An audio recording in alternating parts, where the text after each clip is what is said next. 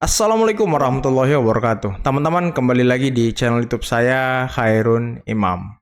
Nah, ini ada video yang sangat menarik untuk kita simak bersama-sama terkait dengan Mr. Q atau Mr. Kodari yang membongkar, menguliti habis-habisan Koni Bakri dan juga Hasto Kristianto yang lagi-lagi melakukan omon-omon, menyebarkan omon-omon di podcast Akbar Faisal terhadap Presiden ke-7 Joko Widodo.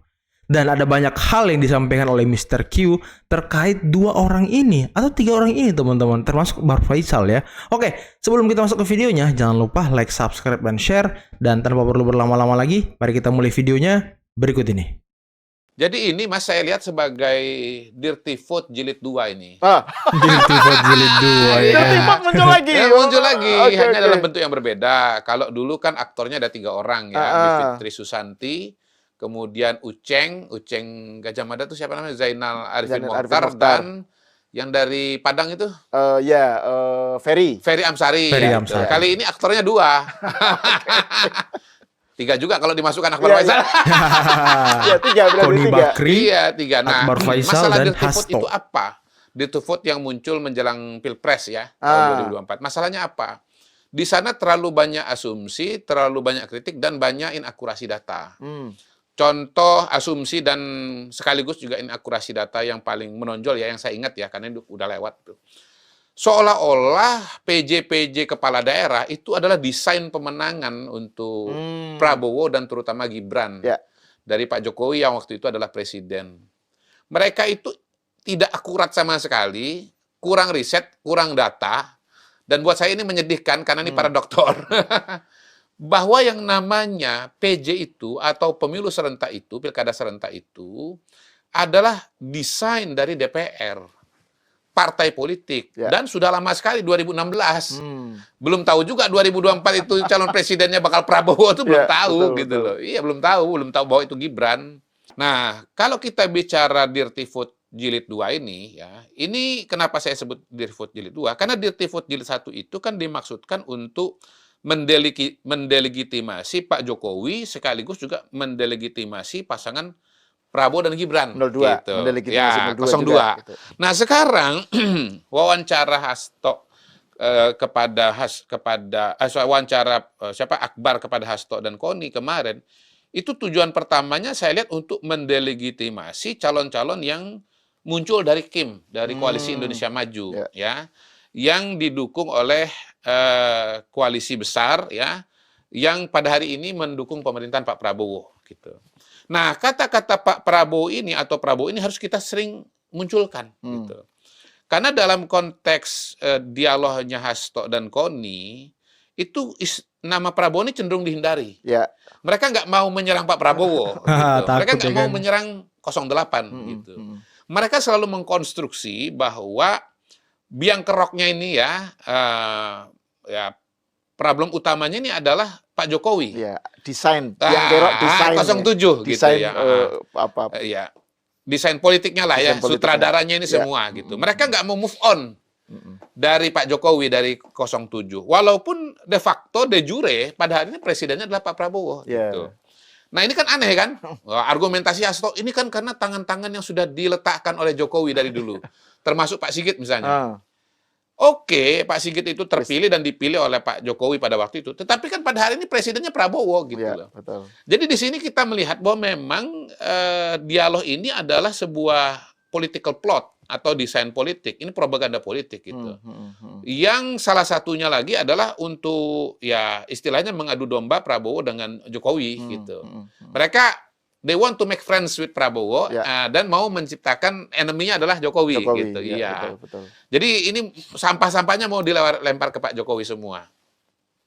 Nah, ini dimaksudkan untuk mendelegitimasi calon-calon dari Kim. Yang kedua ini pancingan politik. Pancingan politiknya di mana? Pancingan politiknya adalah justru mereka ini mengharapkan agar Hasto itu betul-betul ditangkap dan diproses hukum oleh polisi. Betul-betul gitu. ditersangkakan. Iya, ditersangkakan gitu. Nah, kalau sudah ditersangkakan gitu ya, mereka berharap bahwa parcok emosi gitu dengan Hasto gitu. Betul-betul dikasih pasal lalu ditahan, ditangkap. maka akan segera dibangun sebuah front besar, ya, front oposisi gitu ya, yang mengatakan bahwa ini adalah kriminalisasi. Ya, dan itu nanti akan dikembangkan kepada isu politik gitu. Yang justru energinya itu ingin dibangun untuk lagi-lagi memenangkan calon yang didukung oleh PDI Perjuangan, khususnya di Jawa Tengah dan di Jakarta gitu. Karena kalau di Jawa Timur dan di Jawa Barat itu sudah berat. Karena kandidat dari Koalisi Indonesia Maju yaitu Khofifah di Jawa Timur itu sudah leading jauh dibandingkan dengan Ibu Risma gitu. Jawa Barat juga Deddy begitu. Mulyadi juga begitu. Makin jauh lagi itu. Antara Deddy paling Mulyadi aman dengan kayaknya Deddy Mulyadi kalau ya. nggak salah calon dari PDI ya JJ ya namanya kalau nggak salah itu. Itu makin jauh lagi. Jadi ini sebetulnya mau ditunggangi jadi sebuah gelombang politik baru gitu. Walaupun sampai hari ini saya lihat Parcok tidak encok. Kalau encok kan marah-marah ngeluh-ngeluh kan gitu. Enggak gitu. Jadi Parcok sudah bisa membaca permainan dari Hasto Kristianto gitu. Makanya saya hakul yakin dan berani taruhan ya bahwa Hasto tidak akan ditangkap. Minimal sampai pilkada selesai. Kalau setelah itu walau alam bisa apa. Itu soal lain, Iya, soal lain itu. Tapi yang menarik tuh berkali-kali itu Mas Hasto tuh nyebut soal polisi itu ya. Pokoknya dia membagi ada 3 itu loh. Ada polisi merah putih, yang itu adalah kubu yang kira-kira searah lah dengan PDIP gitu ya. Terus kemudian Partai Coklat gitu ya, itu yang Pak Listio Sigit dan pokoknya ini yang dikendalikan oleh Pak Jokowi. Terus yang abu-abu, gitu. Jadi dari segi pembacaannya aja kelihatan bahwa ada upaya untuk pengen memecah polisi. Betul. Ya walaupun istilah polisi merah putih itu artinya kabinet Pak Prabowo. Iya betul ya. Nah, sebetulnya saya juga agak heran karena Bang Akbar itu kok menyediakan ruangannya yang ruang podcastnya sama yang aja kok mereka. Akbar yang Faisal beliau sekarang kan oposisi juga. Menyayangkan memberikan ruang juga. itu. Karena sebetulnya semua dialog itu didasarkan kepada suatu basis yang sangat lemah gitu. Apa basisnya? Basisnya adalah omongan dari Koni Bakri ya. Nggak ada hubungan dengan Abu Rizal Bakri ya. Iya, betul. Koni Bakri yang mengatakan dia didatangi oleh seorang anggota yang mengatakan bahwa Hasto akan ditersangkakan gitu. Nah, tentu pertanyaannya adalah anggota ini benar-benar ada atau enggak kan gitu kan? Kenapa kita ragu? Karena di masa lalu pun itu yang namanya Koni ini sering bikin cerita kayak begini. Salah satunya soal bagaimana ada penawaran ya dia dengan Rosan itu loh yang dia ditawarin apa tuh saya lupa tuh. Ya pokoknya bahwa narasi dia kan bahwa Prabowo akan sampai 2 tahun. Setelah itu kemudian akan Gibran. Jadi ada upaya untuk Prabowo mau intinya kan begini, dia itu kan mengklaim dia ketemu dengan bukan itu, dia ditawarin apa gitu dengan Rosan. Wamen Wamen atau wakil itu gitu. nanti diperiksa nanti netizen ya. Tapi intinya begitu dikonfrontasi oleh Rosan, dia tuh nggak berani untuk melanjutkan proses itu. Betul. Bahkan lari ke Rusia. Betul. Setelah itu ya. Iya. Kabur ya kan. Kayaknya dipolisikan kan sama Pak Rosan ya. Baru mau. Belum ya? Seingat saya baru mau, tapi kemudian tidak dilanjutkan gitu loh. Jadi saya khawatir, ini kan gini, kalau dia sebut nama, dia kan menghindar untuk nyebut nama. Saya khawatir kalau disebut nama, nanti orang itu juga akan membantah gitu loh. Jadi ini suatu diskusi yang dasarnya itu kalau hadis itu lemah ya? Iya betul. Ini lemah. Dari segi rawinya, riwayatnya yang membawakannya itu questionable gitu. Gitu ya. Pertama orangnya pernah punya track record omon-omon kayak begitu, betul. Yang kedua bagaimana kita mengatakan bahwa ini omon-omon kan. Nah, lebih jauh lagi Mas Hasto pun juga ketika mengatakan bahwa dia itu memang berpotensi ditersangkakan, itu juga argumentasinya lemah. Dia menyebut 2 argumentasi kenapa dia ditersangkakan. Pertama gara-gara disertasi dia. Wah, aneh sekali itu. Iya. Nah, memang disertasi dia katakan di situ ini saya baca ya, saya catat supaya jangan salah ya. Luar biasa. Karena bahwa Jokowi itu adalah core elemen dari sebuah kekuasaan yang berakar pada feodalisme, kemudian populisme dan makiavelisme. Apa dasarnya itu polisi atau menarget seorang Hasto gara-gara disertasi? Di mana-mana disertasi itu dijawab dengan disertasi. Iya, betul. Apa urusannya polisi dengan tersinggung gara-gara disertasi? Apa urusannya? Dan tidak ada pernyataan Pak Polisi sama sekali kan tentang disertasinya Hasto itu. Kayaknya ini ya, Hasto ini sudah panik guys mau kalah di pilkada serentak ya kan? Gitu. Nah, yang kedua adalah dia mengatakan bahwa Jokowi ini karena ambisi kan mau memenangkan Bobi dan yang lain-lain gitu ya. Kemudian ya, mau mengatakan bahwa ini mau dibangun jadi kerajaan gitu ya. Nah, ini kan semua proses ini kan dalam kerangka sistem demokrasi ini. Semua dalam kerangka sistem demokrasi. Mas Bobi maju sebagai kandidat. Ada Pak Edi Rahmayadi diajukan oleh PDI Perjuangan. Ya sudah bertarung saja gitu loh.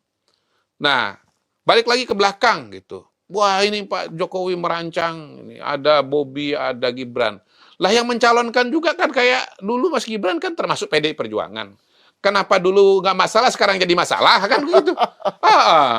Ya jadi memang gimana ya kalau kita lihat ini, dan yang problematik juga adalah. Terus juga ada ini, dia bilang ada desain pelemahan KPK. Itu sudah direncanakan oleh Jokowi untuk supaya, kan dia ditanya itu, Pak Hasto ditanya oleh Jokowi soal Bobi dan Gibran maju sebagai wali kota. Mereka lagi diskusi, bukan ditanya. Mereka lagi diskusi. Terus kata Pak Hasto, Pak nanti kalau ada gratifikasi apa itu kalau sudah jadi wali kota ini bisa problematis. Dikaitkan dengan desain pelemahan KPK. Terus itu. Ini kan Pak Jokowi mempreteli kewenangan KPK supaya dua aman. Bobi dan ini mungkin dan Gibran aman. Iya, itu memang semua dibawa ke sana gitu. Jadi ini kan dia sebut juga ada siapa tuh saudaranya David di Boyolali maju. Betul. Kemudian siapa lagi maju termasuk juga misalnya kayak Pak Ridwan Kamil. Kemudian Pak Lutfi maju. Itu adalah untuk membangun kerajaan gitu loh. Loh, sekarang begini. Ya di internal PDI Perjuangan sendiri kan bagaimana keluarga Bu Mega juga kan dalam semua lini jabatan pemerintahan. Tapi kan itu nggak disebut sebagai kerajaan. Ya toh? Jadi misalnya Mbak Puan, Ketua DPR, anggota DPR, anaknya juga anggota. Ponakannya juga kemarin yang sampai ada 2 anggota DPR terpilih dari PDIP mundur demi cucu Soekarno, guys. DPR. Itu kan nggak disebut sebagai contoh gitu loh. Nah, kenapa Mas Hasto ini kemudian menyebut Pak Jokowi kerajaan sementara Bu Mega bukan kerajaan? Gitu. Jadi intinya sih menurut saya dua argumentasi ini. Maksud begitu jadi delik tersangka gitu loh. Iya, apa urusannya?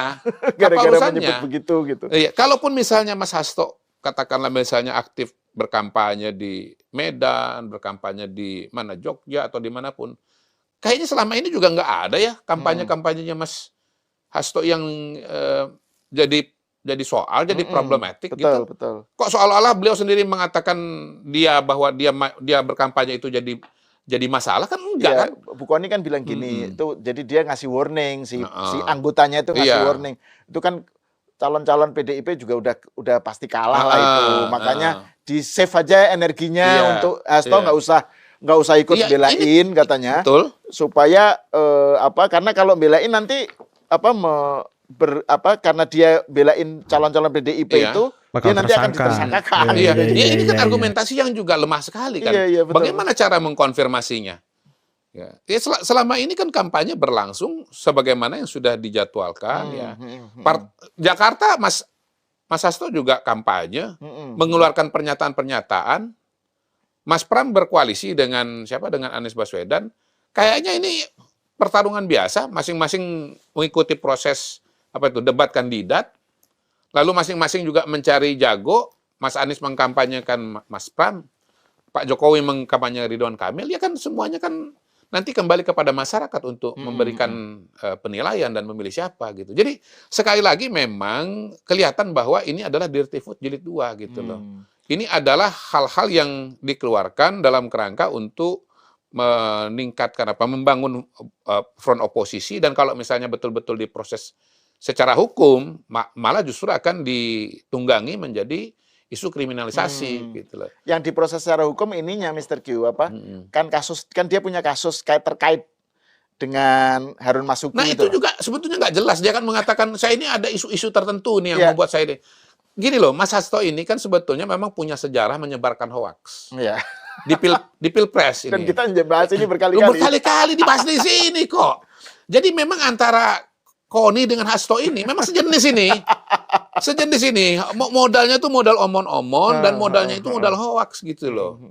Nah, balik lagi nih, terpaksa ngulang lagi. Saya juga nggak pernah membayangkan bahwa saya akan membahas ulang setelah Pilpres selesai kan dalam konteks pilkada. Bagaimana Mas Hasto menuding saya sebagai apa istilahnya ya, dalang atau aktor kecurangan. Karena saya sudah tahu bahwa perolehan Ganjar itu 17% kan. Jauh hari sebelum coblosan gitu. Nah, kita kan mengatakan begini, Mas Hasto ini menyebarkan hoaks sekaligus juga korban hoaks. Menyebarkan hoaks sekaligus korban hoaks. Aduh, itulah tadi teman-teman ya, bagaimana pemaparan dari Mr. Q terhadap omon-omon dari Hasto dan juga Ibu Koni di podcast Akbar Faisal yang banyak menyebutkan nama dari Presiden ke-7 Joko Widodo, yang sampai detik ini mereka mengira dan menduga bahwa Pak Jokowi masih punya orang-orang dalam pemerintahan untuk melanggengkan kerajaannya di Indonesia gitu. Maksudnya ada anaknya, ada ponakan lagi, menantunya dan segala macam. Tapi ya mungkin Pak Hasto lupa ya kalau kemarin ada anggota DPR yang mundur demi cucu Soekarno ya kan. Aduh, dan bagaimana tadi Mr. Q menyebutkan ya, Hasto dan Ibu Koni ini ya sama aja teman-teman, suka omon-omon dan menyebarkan hoax. Waduh, ini tuduhan-tuduhan yang menggigit teman-teman ya, yang gitulah ya, sama-sama menggigit tuduhan Hasto kepada Pak Jokowi dan tuduhan Mr. Q kepada dua orang yang omon-omon tadi teman-teman. Waduh, ini menjelang pencoblosan ini banyak sekali isu-isu yang akhirnya muncul ke permukaan, banyak sekali akhirnya omon-omon yang muncul ke permukaan, dan saya sama sekali tidak percaya dengan omongan Hasto teman-teman.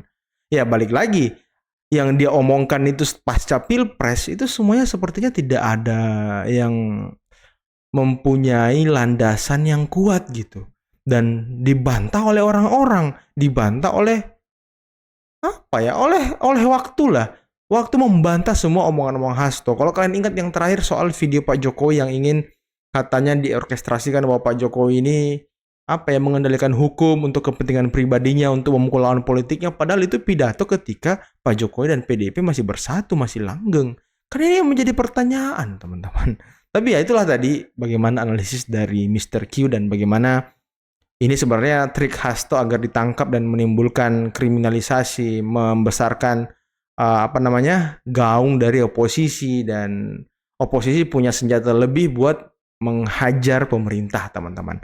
Oke, mungkin cukup sekian dulu video kali ini. Jangan lupa like, subscribe, dan share videonya, dan tulis di komentar bagaimana pendapat kalian terkait dengan apa yang disampaikan oleh Hasto dan juga Mr. Q tadi teman-teman. Oke, bila itu ya. Assalamualaikum warahmatullahi wabarakatuh. Bye bye.